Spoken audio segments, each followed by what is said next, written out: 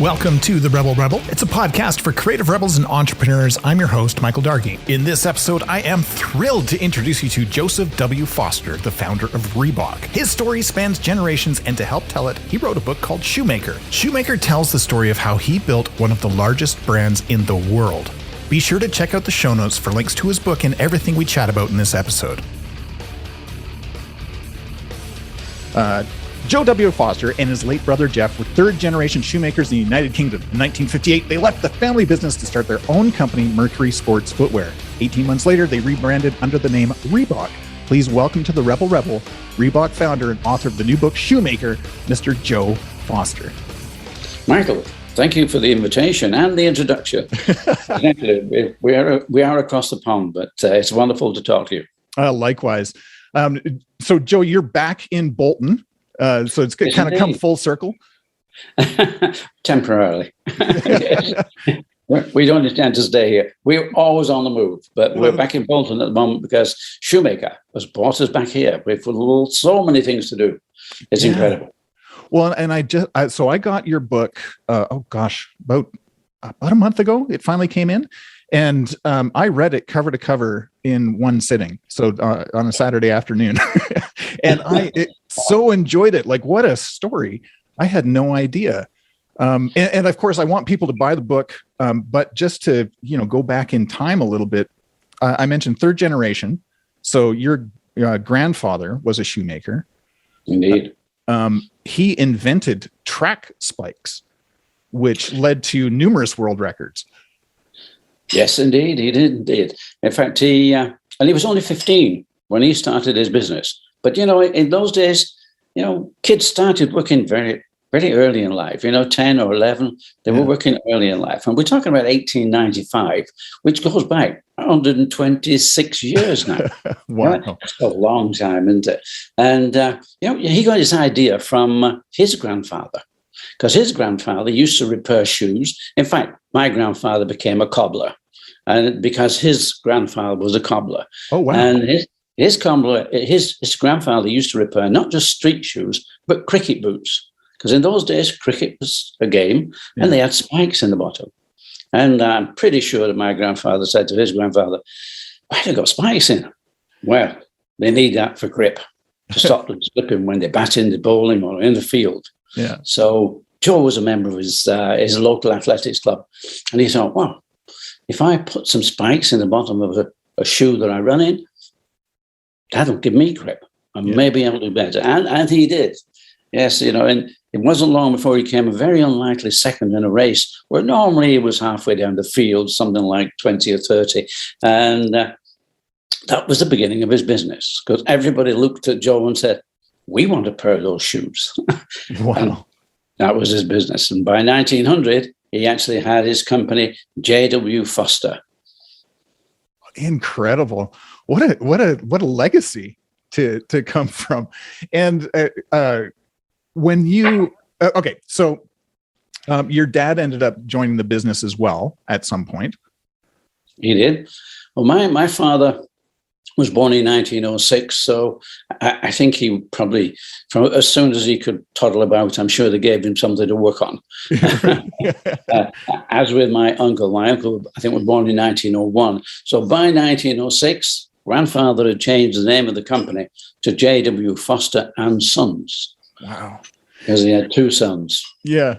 And I mean, it's all just lovingly detailed in the book, this entire trajectory. And if I could, when you came into the picture, because it's kind of like one of those things, the story sort of handed down from generation to generation, right? Because you started working there as well. And there's a lovely story about you and your mom and, how she sort of looked after you as well in the factory. Well, it's that grandma looked after me in the factory. Sorry. Yeah, it was grandma, because she lived at the back of the factory. There was still some living accommodation there. Right. When grandfather bought it, he bought an old public house, a pub. Yeah. And of course, the Horse and Vulcan, it was called. He obviously closed that down and set up his own little factory.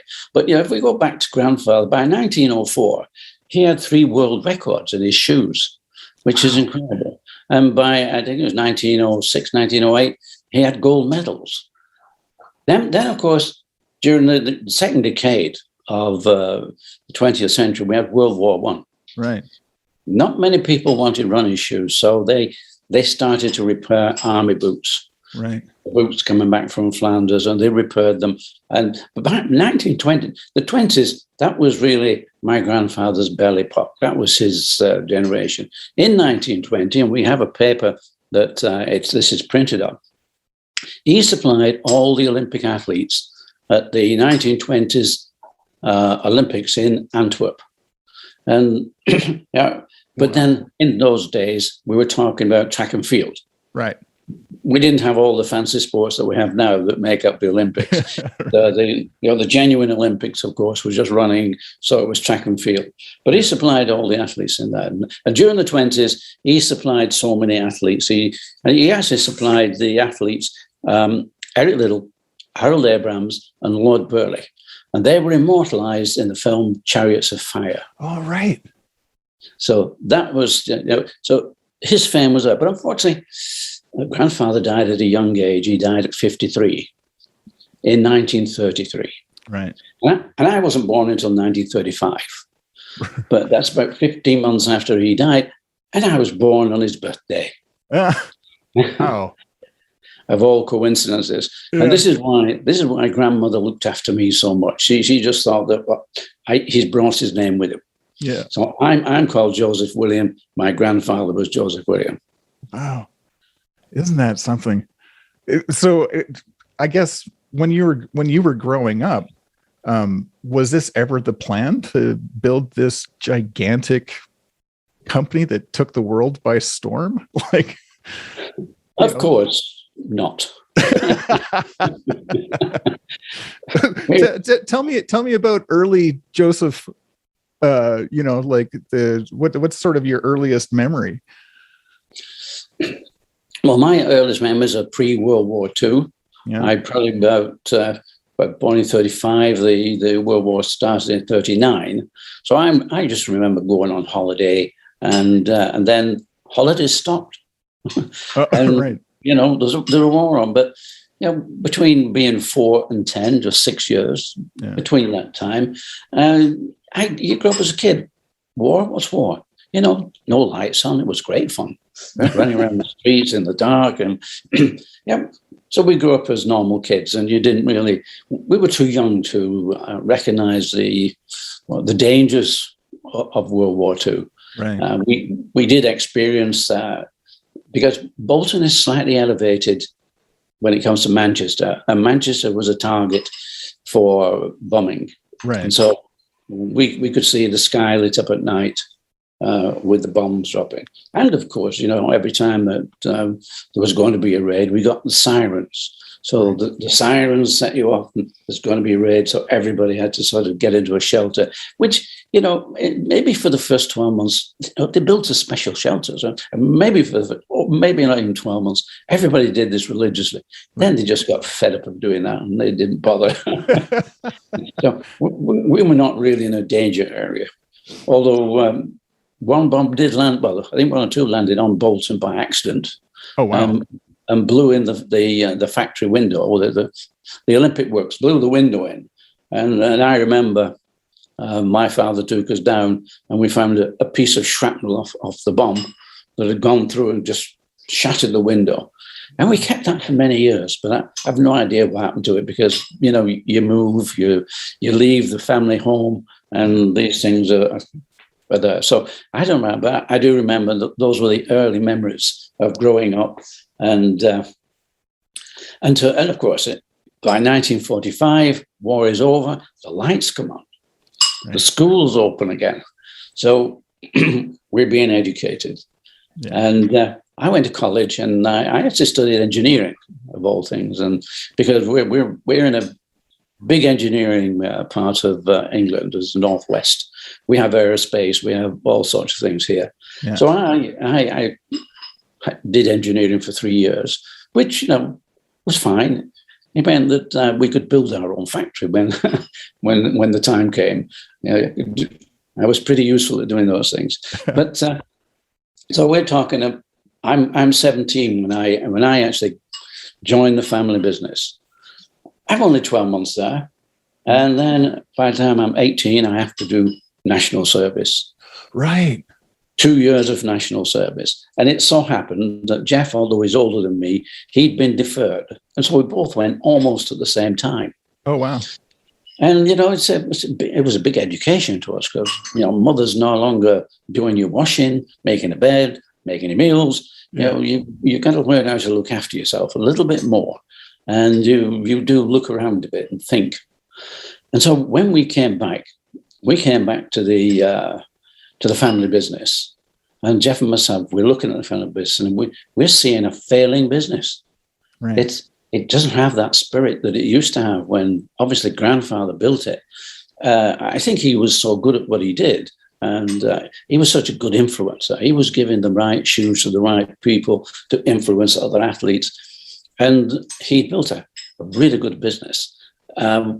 We had, on this letter, the same one which mentions the Olympic Games, there are 96 football, soccer, and rugby clubs. And you wouldn't be able to mention a Premier Division football club in the United Kingdom that he wasn't supplying. Wow. Manchester United, Manchester City, Everton, Arsenal, Tottenham, Chelsea, all these teams he was supplying. And I'm thinking when we come... when we picked up this information, what happened to that? Yeah. We didn't pick that information up until probably only 15 or 20 years ago when I picked that up. And I'm thinking, what happened? How did they not? Why were they not the biggest football boot manufacturers in the world at that time? Yeah. How did Adidas manage to come in and take that business? Yeah. We don't know, and we never will know. But maybe father and uncle, maybe they'd gone through 2 world wars, and maybe they didn't have that spirit left to sort of go to war with business and do what you need to do. Yeah. And I think the worst thing was there were about 5 years between them in age. And whilst Grandma was still there, Grandmother kept them together. But when Grandmother had gone, it was a feud. Yeah, they were apart. They didn't talk to each other. Jeff and myself, in fact, we had to drag them apart on more than one occasion, fighting. And that's your business is going nowhere if that's your problem. Yeah. And Adidas for coming in, Adidas for taking the football scene that they had done. And I say the company was failing, so we went to college again. Yeah, we went to learn about shoemaking. Because what we knew off the factory floor. Right. We knew how to make running shoes with spikes in and football boots, rugby boots. But the biggest thing that happened by going to college is that we met people. And those people could point us in the direction of materials, the different things that you need, the skills, in fact, to make a shoe last. And, so you gain something that could never be passed on to us from the Foster's business. Yeah. And so when we did leave, we knew where to get the machinery, how to get the machinery and how to connect it and do all the things that we needed to do. And we left in 1958. And I think, as you said, we set up Mercury Sports Footwear. Right. I've got a quick question for you, if I could just interject for a moment. Joe, how important do you think the national service was to sort of the development and, where you ended up going in life? Well, there are key things that happened, and you may pick them up from the book. Yeah. One of the key things early on was being in the scouting movement, and we really had a scoutmaster who was strict, and he taught us discipline. Now, national service, that teaches you discipline. It also teaches you independence. Think for yourself. Be able to do things. Nobody's going to do it for you. Right. You can't just sit back and think, can somebody else do that? No, you've got to do it. Yeah. So national service gave us, I think, that feeling, right, we're independent. We can do things. We don't need to worry about it. It's like, and we're young. Right. So when you've got that independence, and when we left, we didn't worry about leaving the family business. We just were sorry that we had to, sorry that it wasn't going in the right direction. Right. And so, you're young. I was, by then 23, Jeff was 25, and you're indestructible. So true. Yeah. And if something goes wrong, so what? Right. We've learned a bit of something being in the forces, and here we were young. Yeah. And, it was just a matter that to us, nothing ever went wrong, even though we did have a lot of problems. It's like, okay, sometimes it's 2 steps back. Sometimes it's not working, so we've got to think our way. And as you know, that happened with our name. Right. We're only 18 months into a nice little business, Mercury Sports Footwear, making cycle shoes and making money. Yeah. We're actually, we're making I say making money, we're making a living. Yeah. We're not making a fortune, but our accountant just said, John, you've got to register your name. And I'm still young, and what do you mean register the name? Well, you're not J.W. Foster and Sons. You've decided to be Mercury, and Mercury, you got to register that as a name that you're using. Otherwise, somebody also thinks that those cycle shoes are pretty good. I'll start making Mercury cycle shoes as well. Yeah. Then you've got a court case, and you've got all sorts of. Okay, I said, okay. How do we do that? So he said, well, we'll go and see a patent agent. There's an agent in Manchester. We'll let him check out your name. So he checked out Mercury, and he did find, unfortunately, it was pre-registered by, I think it's Lotus and Delta, but they were part of British Shoe Corporation. Oh, so same sort of business. Yeah. Oh, it was it would be all right. You register a name, but other people can register that name if they're in a totally different business. Right. Yeah. If they're not, but being in footwear, British Shoe Corporation. So that was a no-no for us. They offered us to buy it for £1,000. Oh. Yeah, but we just put a factory together for £250. Oh my God. Okay. There was no chance in those days. £1,000 was like, no. We'd not been going long enough for the bank to be able to say, yes, you're a good business. Here, have £1,000. Yeah. In fact, I can't remember ever getting £1,000 out of the bank. I think 500 was the best, even at the best of times. But so the patent agent, I go to his office. I think it's May. It was a very nice day, and he had his window open. He pointed through the window to Kodak. There's a sign above a shop. And I said, well, what's with Kodak? And he said, it's their name. They made it up. Since they made it up, nobody else has got it. So They can register that pretty easy. Said, so one of those, that's the best name. He said, don't bring me one name, bring me 10.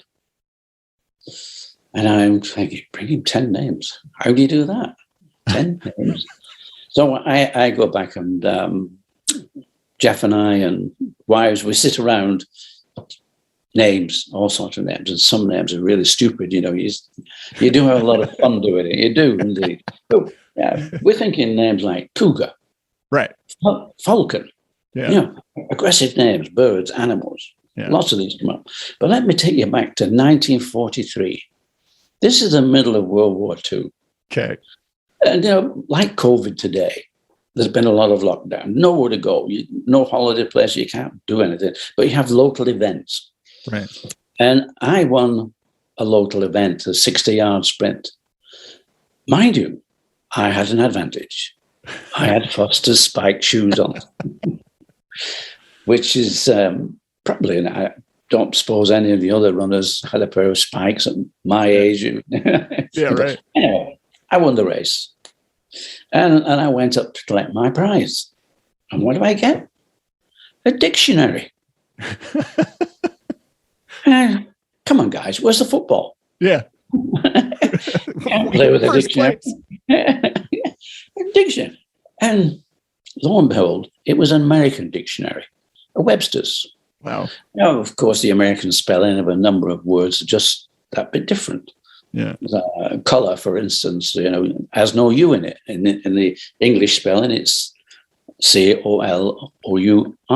Right. Americans, COLOR. I didn't know that at the time. So why would anybody give me a dictionary with misspellings in it in England? Anyway, I win that in 1943. We're back now in 1960, and we're looking for a new name. And we've gone through this. And my dictionary is here. I'll pick my dictionary. And I thought, I love the letter R. I thought, that's a good, strong beginning to any word. So I turn to R in my Webster's dictionary and start thumbing through. Pretty soon I come to R-E-E-B-O-K. What's that? Oh, small South African gazelle. Gazelle. We're a running company. Gazelle. Fantastic. That's it. We'll have that. Top of the list. Yeah. Go back to the patent agent and say, look, you've got your 10 names, but we need this one. Right. Reebok. We've got to be in love with it. It's got to be our passion. Yeah. We can't have a name, any of the other names now, even though we've thought of, they're just nothing by comparison. We want Reebok. Yeah. As it happened, it was the only one that came out totally free from any problems. He said, right, there is one caveat. The registrar has said that if anybody comes to them or decides to make shoes out of Reebok skin, I can't stop them. Oh. Right, okay. Well, Jeff and I, we look at each other and say, nah, that's not going to happen. That's not going to happen. No, so we registered Reebok. Yeah. 20 years later, the registrar, the other thing for the registrar is because of the Reebok connection, he puts us in part B of the register. And we didn't know anything. What's part B of the register? Yeah. But he came back 20 years later and said, we moved it to part A. And we said, why is that? They said, well, now everybody knows Reebok is a shoe. Oh, wow. So we were more important than the animal. Yay! You have arrived. That's right. Isn't that something? What a wild story. Like, I guess, going back, looking at brands and branding, being able to, know exactly what you do and why you're doing it, and then having to make that pivot to a new name and then finding something so perfect. It's kind of serendipitous, especially looking at you winning that race that got you the dictionary that was the American version. Like, oh my God. Yeah, it does connect in a way, doesn't it? Yeah, because I do believe in luck. And, these are the bits of good luck that happen in life. Yeah. Right. I was speaking to is it Dan Pink? Dan Pink. He's written a lot of books. He's American, written a lot of books, and he's writing another one now. But he was talking about luck as well. We mentioned luck, and he said, when you talk about luck, he said he said, I'm lucky. I was born in America in the 20th century. How lucky can you get? When you think of the world and you think of yourself, that's good luck. I assume you were born in Canada. It's true. Yeah, and then to be born in a country where there's freedom, there's the ability to do what we're doing and enjoy life. Yeah. When you just look around, you think of all the other countries, So luck can start at any point. Right. Just and if you're born in the right place, and I was born in England, again in the 20th century, and although there was World War I to come, it's pretty lucky. Isn't that something? You've done a lot of traveling. Do you have a favorite place in the world to go? Speaking of the world? Ooh. There are many places, but there's certainly some that do stand out. One of them is to Italy. I put on a distributor for Reebok in Italy. He was in Varese. Varese is just north of Milan. Yeah. Okay. And it's in the foothills of the Alps. And there's a place there that we used to walk up this hill, Sacramonte. It's a sacred mountain. Yeah. A nice little restaurant at the top, and you can overlook the Italian lakes. Wow. And just sit there and drink a nice wine, Italian, and just talk. Those are the sort of places that you don't really meet as a tourist. Right. And there are any number of those places that you just happen to be. Maybe I love the south of France. I love Paris, and we were in Paris. We were in France up until just over a week ago. Oh, right. We've been in France for about 10 months during lockdown. We got sort of a bit caught between, because you moving between countries and having to do different things and get tests and whatever was difficult. But we took 3 separate trips up to Paris and enjoyed it. Meeting 3 different people. We met an American up there. We met 2 Americans, in fact, and 1 German. And all to do with the book. Yeah. Yeah. So, but favorite places. Oh, there are a lot of great places. I love California as well. It's it really is good. I've only been to Toronto, in Canada. Yeah. And went up the tower there. We did quite a few things. Yeah. But, oh, that's nice. Not spent enough time, I don't think, in Toronto. I like Boston.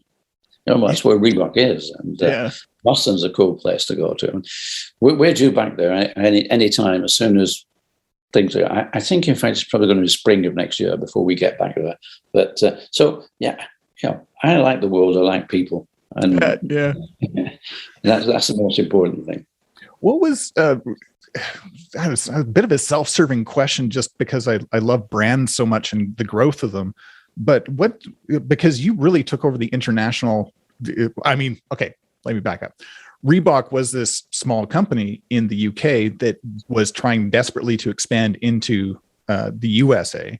And then you took the whole thing internationally. Can you just maybe talk to me about what kind of challenges that, brought to you? Well, I think it brings more excitement than anything else. Yeah. But the challenge of getting into America was, I knew the running business and the business that we were in the UK was quite small compared to, say, soccer or football. Depends on the Americans call it soccer. Right. I did know that running was a lot bigger in America because colleges, universities all have coach, and coach is like a god, and you can go to a college on a sports scholarship. Yeah. So they do. Even Foster's were dealing with Yale University. The guy called Frank Ryan and Bob Janjak, they were head coaches at Yale, and they used to import the hand-sewn shoes from Foster's. Oh, wow. Yeah, I had about 200 pairs a month, and they used to distribute them. They obviously made a bit of a business out of it, and they distributed them to other universities. So I knew that business was there, but Foster's failed. It did fail.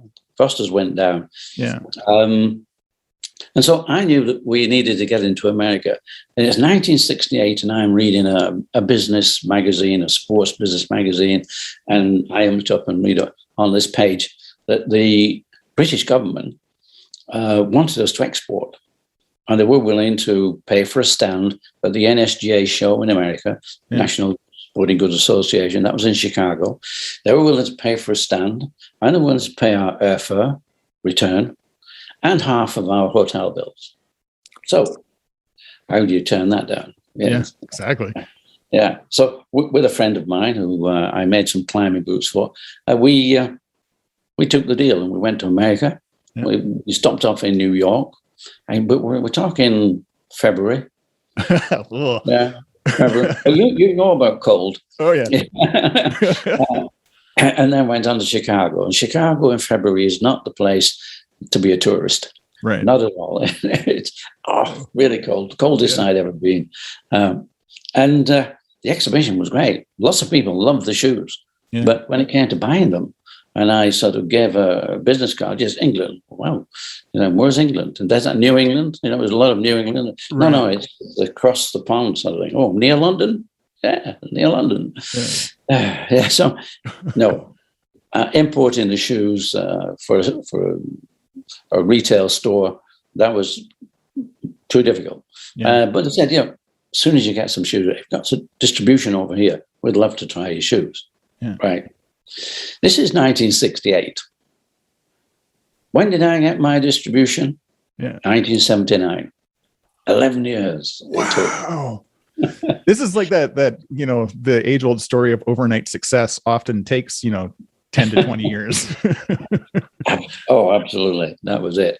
Interesting. And that's because, and again, if we look at the luck of it, at the end of the 60s, late 60s, running was just starting to be an item. Yeah. And there was a Runner's World magazine came out with just a single page, an A4 page. That was it. By 1975, it was a full-blown glossy magazine. Right. And every person going out running would read it. There'd be events in there. There would be results in there. So it was something to read. And there'd also be Bob Anderson's judgment on shoes. Bob Anderson was the publisher. Yeah. And he would tell you which shoes were the best. Yeah. And he actually gave number one. This is the number one shoe. It was a Nike shoe. It might have been Tailwind. I don't know. It was a Nike shoe. Right. Well, this is fair enough. But there was probably maybe in the region of, we'll say 350 millions, 10% were runners. That's 35 million, and probably 10%, 3.5 million. We'll want this number one shoe. Why not? When somebody tells you there's a number one shoe, that's a big market. Everybody would want it. Yeah. And of course, Phil Knight. Phil Knight, he was importing his shoes from Japan. Yeah. Now, how do you get that sort of increase in demand? He was probably taking a few 100,000. How do you get to 1 million? Wow. So, and it takes so long for these things to wind up and become a business. Yeah. And of course, it never happened because 12 months later, Bob Anderson, in his wisdom, decided, this is the number one shoe now. So, of course, the shoes are just about coming into the country. And when it changes, no, we don't want that Tailwind anymore. We want this one now. Oh, my God. That happened for 2 years. And obviously, the retail athletics business in the USA were really screaming. Screaming about Anderson, he can't do this to us. So he changed the idea. He changed it to a star ratings instead of saying number one, number two. The star rating meant that there could be 3, 4, 5 5-star shoes. Right. We spread it about a bit. Yeah. I knew we could make a 5-star shoe. I knew that. We knew we were in the business. We knew how to get a 5-star. A number one shoe, that's difficult because that's selectivity. Sure. That's too hard. But a 5-star shoe, I knew we could do that, and we did.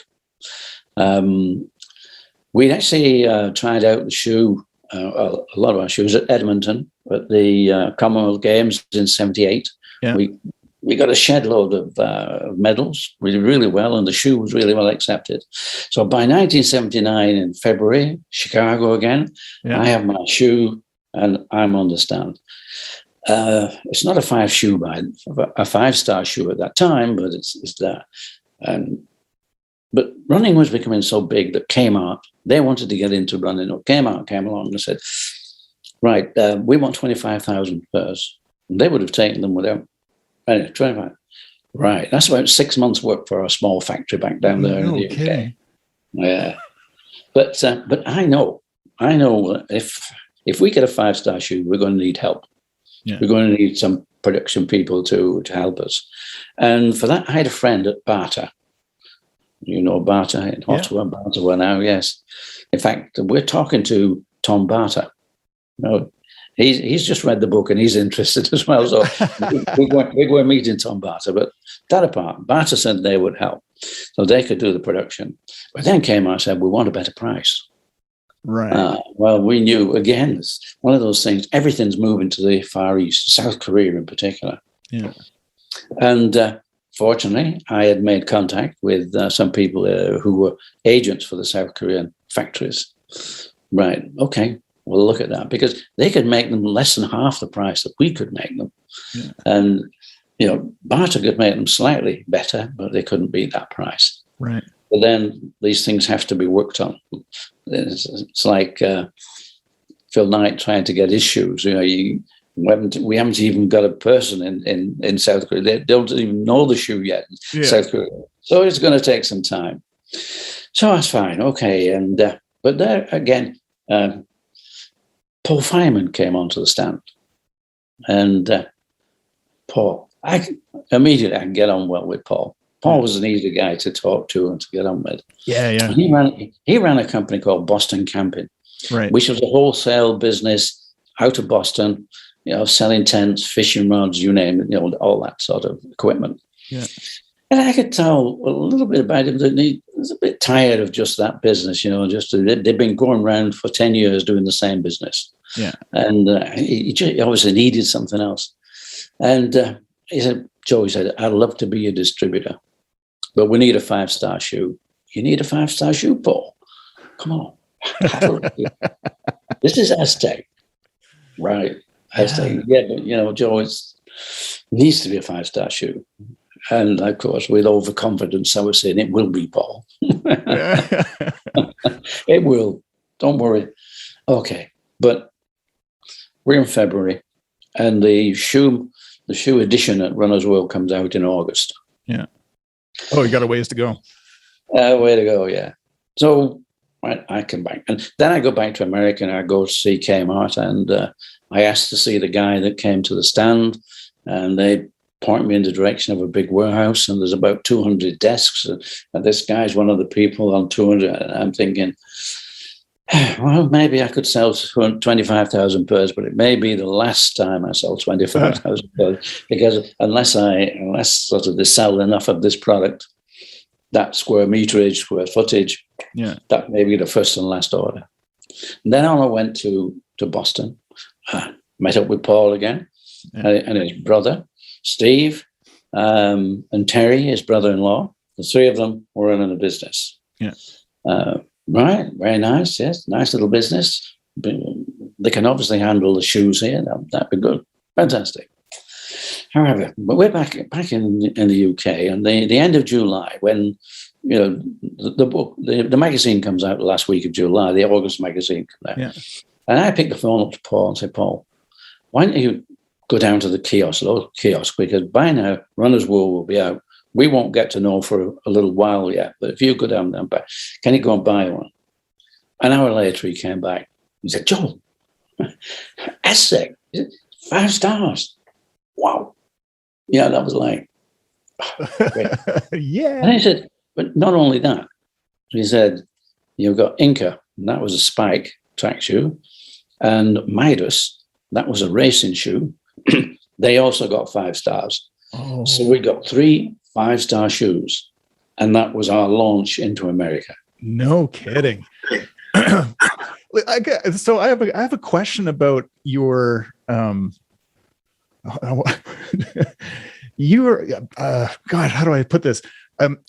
How is it that you overcame? I think we tend to limit ourselves. A lot of people do limit themselves about how big they think they can go. Like, what is it about you that allowed you to explode beyond, the confines of Bolton and take on the world? Is there anything in particular that you can point to? I wouldn't have thought I was anything special. I just thought I would think that if you have enthusiasm, you have determination. If they taking the next step is a challenge, and then you take the challenge. Right. And for me, it was like it took 11 years to get through to America, and I had at least 6 failures. Other people who took on the job and tried to get in. Yeah. But of course, getting a 5-star shoe, that was the hook. That was the difference. Yeah. And it was a question, well, how do you break into the market? It's a big thing to get into the market. Yeah. And we had the good fortune that running was sort of an item that became really big. Right. Everybody's out there running, keeping fit, whatever. So, the good fortune was that we were there at the right time. Yeah. And so luck? Yeah. Yeah, luck, absolutely. So in many cases, the next step you could see where to go. This is what had to happen. And so, but you know what? Running wasn't the big thing for Reebok. Right. It was aerobics. Right. Yeah. The birth of a whole new industry. Absolutely. And that came about with a guy called Angel Martinez. I don't know if you've heard of him, but I have. you have. Angel, he was down in Los Angeles. Yeah. And he decided to take on the role of a tech rep for Reebok. Yeah. And he was enjoying that job. Not a problem. Great. But his wife was going to these classes, aerobic classes, and with her friends. And they're coming back and they're all full of this and jumping about. And Arnold says, what are these aerobic classes? And she said, well, we're sort of exercising to music. Right. And it's great. It's sort of, it's today's music. We're exercising to it. It's fantastic. It's fabulous. I said, I'm going to come down next time it's on. Can I come? Yeah, come down. So he goes down. And what does he see? He sees an instructor wearing trainers, right, or sneakers. I think we're all on sneakers now. And he sees half the class in the same sort of gear. In fact, they're wearing the same sneakers she's wearing. It's a bit like that. Yeah. And the rest of the class, they're barefoot, nothing at all. Huh. And I said, well, to himself, this is a light bulb moment. Right?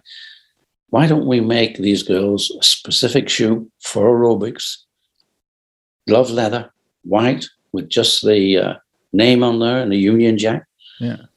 Nice cushioned sole, and on a woman's last. Big idea.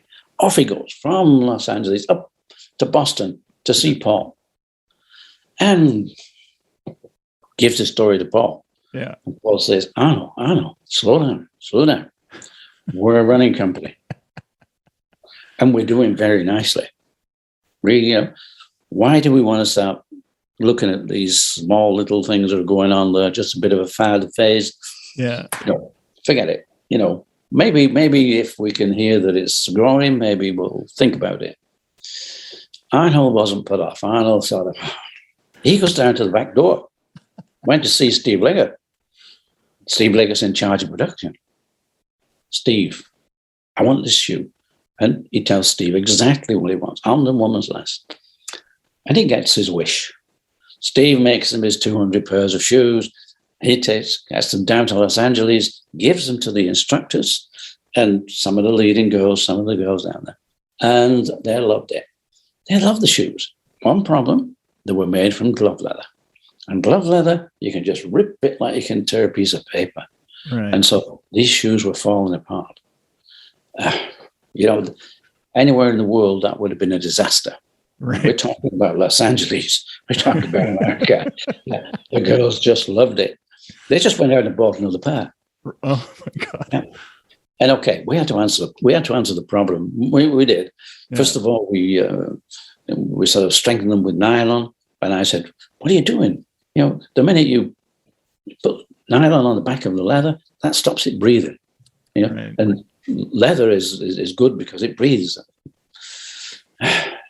So they punch holes in it. That's a design on the front of the Freestyle. The holes were there to allow it to breathe. Right. But eventually, leather manufacturers managed to get us a plumper leather, because if you can think, glove leather is 0.7 of a millimeter. That's thin. Yeah. Wow. So they had to get that thickness up to, say, 0.9 or even 1.2 millimeters. That way you could work on it. And shoes were then great. But then, of course, we get Jane Fonda buying the shoes and using them in her videos, in her fitness videos. Right. And this whole thing just took off. The girls loved them so much.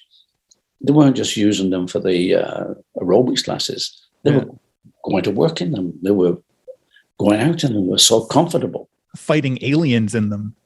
Yes, fighting aliens. Exactly, yeah.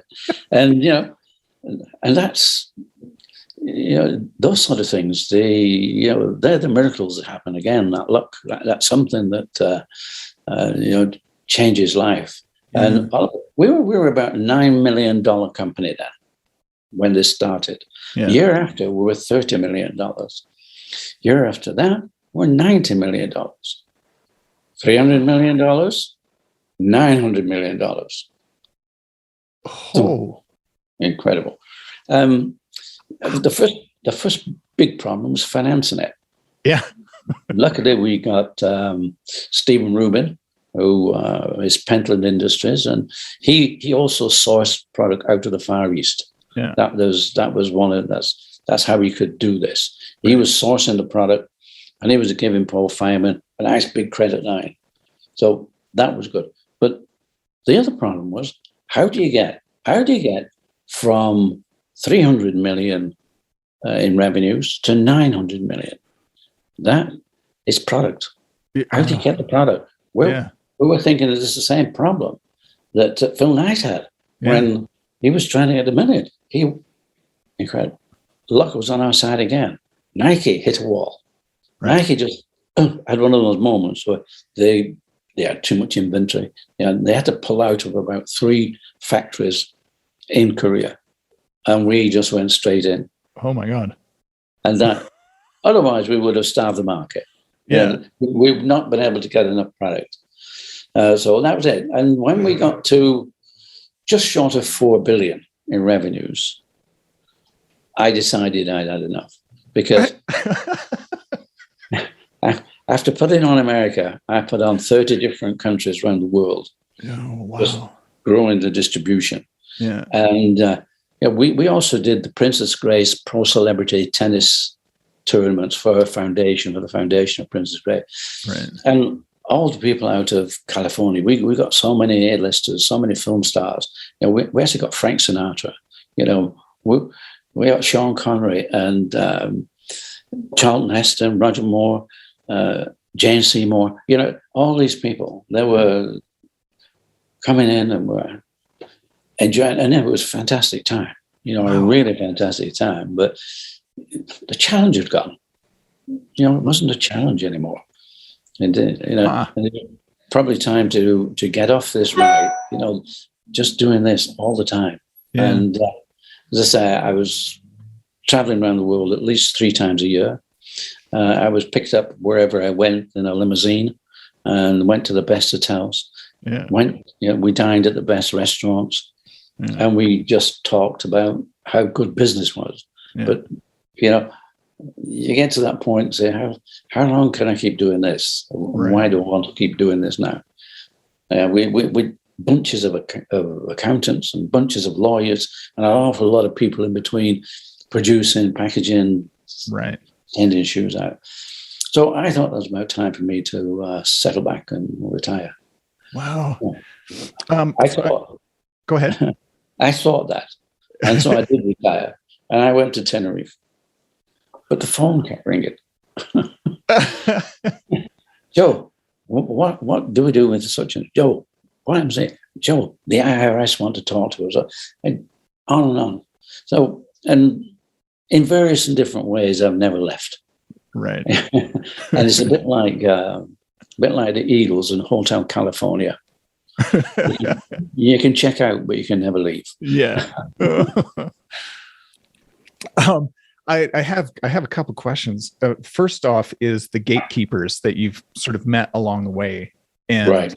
How is it that you're able to identify them, or maybe what happened to sort of get them within your sphere of influence to recognize them for who they are, and how that worked, and maybe how to recognize ones that aren't? Well, indeed. I mean, there are a lot of people you bump into, and like one of the guys I was with 4 years, Shu Lang. I tried for 4 years. We tried for 4 years to get into the American market, and it didn't work. But when it came along to Paul Fireman and also Arnold Martinez, they actually saw something a bit different. They were willing. I went back after we'd signed up with Paul. I went back to Boston. Yeah. Paul picked me up and going to the office. Well, what I thought was Boston Camping. Right. Boston Camping no longer existed. They'd shut it down. Oh, uh-oh. Steve, his brother, had gone making wallets. A lot of people sewing these wallets up there. And his brother-in-law, Terry had a second-hand car lot. And Paul had become Mr. Reebok in America. He just went all in. He went all in. Yeah. Wow. gave it all. And when I met him, as I said, I like this guy. I can talk to this guy. He tells it as it is, not like no pretense, no we'll try this. And we spent a lot of times going up and down trying to get the finance, because once you start these things rolling, you need the money. Right. And fortunately, Paul knew a man who knew a man who knew a man who knew Stephen Rubin. How do you recognize these gatekeepers? It's difficult to say. I think that when you arrive, you recognize the fact that these are people you can talk to, you can work with. They don't have different agendas. Right. They're with you. You share the agenda, and you can feel that. So that makes the difference. That makes them call them whatever you want. Yeah. For me, there were gatekeepers. They opened that gate. They made it happen. Right. I had the stuff there. I had something to sell. Right. And they sold it. Yeah, amazing. If you could go back in time, if you knew then what you know now, is there anything that you would change? It's a question I am asked, and you've read the book, and there's a couple of sad things that happen. Yeah. But just as we got into America, just as we got a 5-star shoe, my brother died. Right. Yeah. So he never saw what happened. Yeah. And it would be wonderful if you could change that. Yeah. Also, my daughter died of leukemia. Right. And, if you could change those things, you would. But if you talk about the company and talk about what happened, we overtook Adidas. We overtook Nike. We became number one. Right. We were number one in the late 80s, from 87, 88. We were number one. Yeah. What's the change? Yeah. What's the change? Yeah, I guess. One of my favorite parts of this show is there's these people that I call rebels in waiting, and maybe you were one at one point where you were, about to embark on your own. Maybe it's when you're about to start Mercury with your brother. What advice would you give to those people who are just on the precipice or taking their first step out into this entrepreneurial journey? What advice would you give to them? I would advise them just to go and get on with the job, not to talk, not to ask too many questions. Yeah. If you start asking questions, you're starting to doubt your ability. Don't doubt your ability. Oh, amazing. Take that chance. Most people are young when they do that. Yeah. And, you can fail. I'm sure that probably 9 out of 10 of the first step fail. Right. But that's a lesson. That's all it is. It's a lesson. Yeah. It's like making a business plan. You make a business plan and you make it for 12 months, 2 years. And after 3 months, you look at it and you think, why did I believe I was going to do that? Because I'm absolutely nowhere near that. I'm way over here. And so, so far, I either did really good, or I had to change because whatever. But the business plan, you had it in your mind. This is what's going to happen. Yeah. And, rarely does it happen to that plan. Rarely. Certainly in those early days. Yeah. Things move along. So believe in yourself.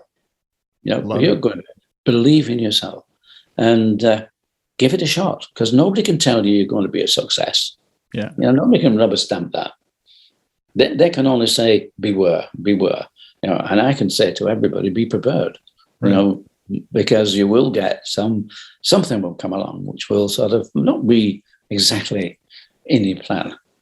Wasn't that the Scouts' motto? Be prepared. That's right. Yeah. Amazing. What's your favorite thing to do right now, Joe? Do you have a thing that you most look forward to? Meeting people, which has been quite difficult during COVID. Meeting and talking to people. We love that. And apart from that, it's being part of the Coffee Society. We love going out for coffee. We started with Starbucks way back, and it's been the same thing. But again, it's like meeting people. It's getting out there and enjoying other people and life. And I must admit that Shoemaker has sort of intensified that our ability to do that. You know, we're going all over, meeting so many people these days. It's quite incredible. So yes, I think it's enjoying life and meeting people. Well, that's great. What was it like writing the book? Like to sort of go back and put all those thoughts together, because we're talking, as you said, I think 126 years really of history to sort of tie together into one narrative. Yes. Well, like I say, we didn't find that paper that tells about grandfather supplying the Olympic athletes and all those football teams until, let's say, probably 15 years ago, maybe 20 years ago. That's all. That's after I'd left the company. Yeah. We researched a lot of J.W. Foster and Sons. Yeah. Had Reebok not been as the company it was, nobody would even know about J.W. Foster and Sons. And, that would have died away. And so it's what was the question again on that one? It was the going back in time to like put all that 126 years together to one narrative. Yeah, that's right. How do we get that? I obviously lost trace then because I went back too far. You went 127 years, Joe. That's right. One year too far. Quicker we can say. But I decided to write the book because we all have computers now. Yeah. And we know of Wikipedia, and we know of Google, and I'm reading Wikipedia things about Reebok, and I'm seeing a photograph of Joseph William Foster, founder of Reebok, and right. I'm saying, who's that? Who's that? I have no idea who it is. And they're saying, this is how Reebok started. This is where Reebok started. So I thought, nah. And a lot of people have said, why don't you write your story? Yeah. Oh, this convinced me. I needed to write the story so that people would remove all these, I think people were guessing as to where we came from, how we started. Yeah, sure. And so that's how I started to write the book. And we were in Tenerife, and it probably took me 5 years on and off to do this. And the funny thing is that when you start writing and you get to a certain point, you think, I'm doing that, but I also did this. Look, how do I put that in a story? Yeah. So the story, and I have to have help because people are saying, okay, well, that is an anecdote. You don't want anecdotes in there. They're nice, they're interesting, but you need the story to go. So I needed help to pull my story. Yeah. And as I put it, they color it in. I got somebody to color in my story. Yeah. And so that was interesting. And it was worthwhile because as a shoemaker, I can write down a lot of things in the story. I had one or two people say, yeah, that's a great story, fantastic. But I needed it to, I needed to just work a little bit more magic into it. And for that, I needed help. Yeah. And it was good to get people who say, yeah, well, this is what you're doing. So writing the story was very interesting. And everything in there is absolutely spot on what went on. Yeah. And, but I just got a little help with probably putting a bit more emotion in. Yeah. When you do something, you do it a bit sort of, well, I just didn't know. You need someone to say, yeah, but you did it this way, didn't you? Well, and allow you to be in that moment, right? Because I think that right. a lot of times, certainly, I feel this way. I don't like to show too much emotion, Right. That's right. But that's what people want. They want to connect with stuff. Yeah. I found your book, sorry to interrupt, but right. I said at the very beginning, like I read it cover to cover in one sitting, and I learned so much, and I had really no idea how, like, where Reebok came from, obviously, but the that actual story behind it and how you became such a huge global brand. And, so I really appreciated, being able to walk through those moments. We were talking at the beginning of the show. My parents went to University of Oregon in 62 to 67. My dad was coached by Bill Bowerman. So I grew up with stories of, Bill helping my dad get on the road cruise or, right. Helping my family. So, seeing this all tie together for me is just so incredible. And it's just so lovely to meet you. Well, I mean, I must admit, your father was there with Bill Bowerman. I mean, I know that story. You know, I know that story. Yeah. Back up front, and yeah, Steve Prefontaine. I mean, he was the star of Nike in those early days. Yeah. So yeah, I know, and I've read Shoe Dog as well, and Shoe Dog. On reading that, I was surprised how many similarities to our journey between myself and Phil Knight. A lot of similarities, a lot of differences, because they didn't make a shoe, he didn't make a shoe. We were shoemakers. They were more athletics and marketing. And eventually, you turn from being a manufacturer into a marketing company. Sure. That's what you do. And it's the same with the book. The book has to be a marketing exercise in a way. Yeah. Because you have to put things in there that sell it. And that's that, like we say, that's that emotion. You've got to pull that emotion out and try and get it into the book, which, let's say, you need a little bit of help to do that. I did anyway, and I think a lot of people do. Oh, absolutely. A little bit more modest and say, "No, it just happened. It just happened."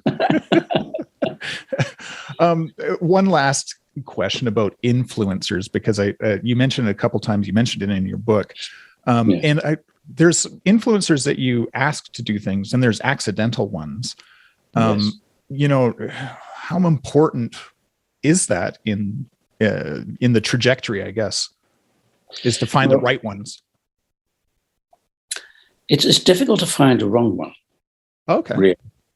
If you think about it, it's difficult to find a wrong one. If you want an influencer, you can see them all. Right. They're out there. It's a business now. Being an influencer is a business. It really is. But just like Jane Fonda in those early days, she puts them on and she bought that pair of shoes. Right. She bought that pair of shoes. We could probably put that down in history. Jane Fonda bought her shoes. Yeah. It's so important to have visibility, and that's what influencers really give you: more visibility, people to see your product, and of course, then you've got this link of that product with that person, and that person usually has a stand-in, it's an A-lister or whatever. Yeah. Just put your shoes on, then it's fabulous. So yes, that is part of marketing. That is part of selling your product. Yeah. But of course, I do believe you've got to have a good product. Absolutely. Yeah, you've got to have something worth influencing. Yeah. You've got to have a good product. Otherwise, it just after time it doesn't work. You don't get the respect as well as the influence. You need the respect. Yeah. And I talk to a lot of people who say, "Wow, yes, Reebok. I used to wear Reebok, and my first Reeboks were Pump, or my first Reeboks or whatever." Yeah. And most of them have a fond sort of feeling for Reebok, and I think now that Reebok are coming away from Adidas, I think that there's a big opportunity now for the brand to really grow. We just need enthusiasm. Yeah. Shaq O'Neal, I think he's in love with the brand, and that's good. Shaq and Reebok started when Shaq was just out of college and just becoming big, and now he's part of Authentic Brands. He's part of Authentic Brands, so he's a part owner, as it were, now. Oh, wow. And so I think that's going to be great. He wants to get us back into basketball, which he would do, wouldn't he? Yeah, no kidding. Yeah. I was at the shop yesterday, and it was funny, the number of Reeboks that I noticed, after reading the book. And I'm just like, I'm going to talk with Joe tomorrow. This is so cool. I think that's one of the problems or whatever it is I have these days. I've got to look down at shoes. There's another pair of Reebok. And we did quite well in Paris, weren't we? In Paris, quite a lot of Reeboks there. Amazing.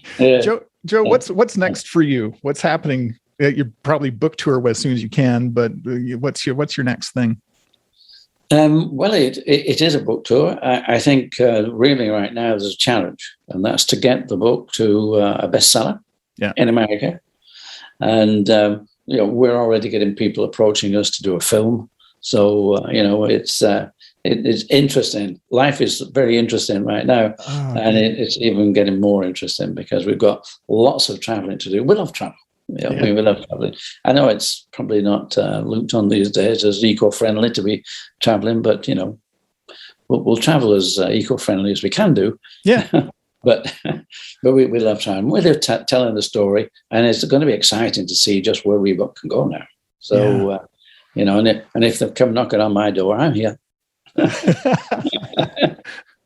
Joe, this has been an absolute pleasure. Thank you so much for spending time with us today. It's not a problem, Michael. We love it because if it spreads the message, spreads the word, and we can get Reebok back up there, and more than that, we can get shoemakers. Absolutely. It's a bestseller. Yes. Right. There'll be a link in the show notes to go buy the book and everything that we talked about. And it's so good. And you can actually go to jwfosterheritage.com and order a signed copy, I think. You can indeed, yes. That's it. It has been the only way you can get a signed copy because of COVID. Not much traveling, but we do have the service, and we've done quite a few. That's great. Awesome. Joe, thank you so much. And please give my best to Julie as well for helping me set this up. She's here. She's just waved. Thanks, Julie. Keep in touch. We're going to swing by. I think Toronto. I think. Are you? Where do we get that far out to, Alberta? Yeah, we're just in the foothills of the Rocky Mountains. So, so we need to take the train. Do we? We need to get across there and take the. You could fly in, but the train is flat. But yeah, look me up when you get here, and we'll take you out to Banff and Canmore. Wow. Yes. Well, we look forward to that. We look forward to meeting everybody that we've been able to have a Zoom talk with. It's incredible. Wonderful. Yes. Thank you, Joe. Thank you very much, Michael. Hey, thanks for listening. The Rebel podcast is available wherever you get your favorite podcasts. All the links and the show notes can be found at therebelrebelpodcast.com. I'm your host, Michael Dargy. Until next time.